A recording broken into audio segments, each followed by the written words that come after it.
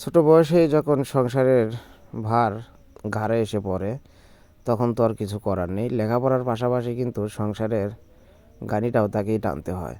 তো তাকে জিজ্ঞাসা করলাম মাথায় কি, সে বলল মরিচ বাজারে নিয়ে যেয়ে বিক্রি করব। নিলাম তার পিছু, যাব বাজারে। তো এই যে দেখুন, আরেকটি ছেলেও কিন্তু সেই একইভাবে তেলের বোতল নিয়ে বাজারে আসতে আছে। চরের ভিতরে ছোট্ট একটি বাজার বন্ধুরা।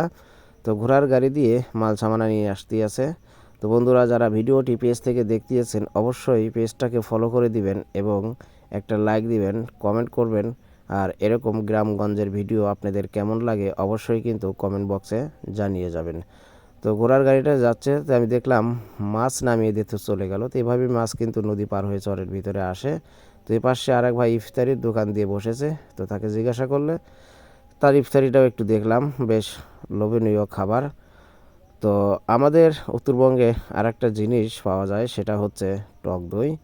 তো যে দইগুলো সাধারণত দুধ জাল না দিয়েই সরাসরি দই পাতানো হয়। তো এই যে দেখুন দই বন্ধুরা, সবাই ভালো থাকবেন, সুস্থ থাকবেন।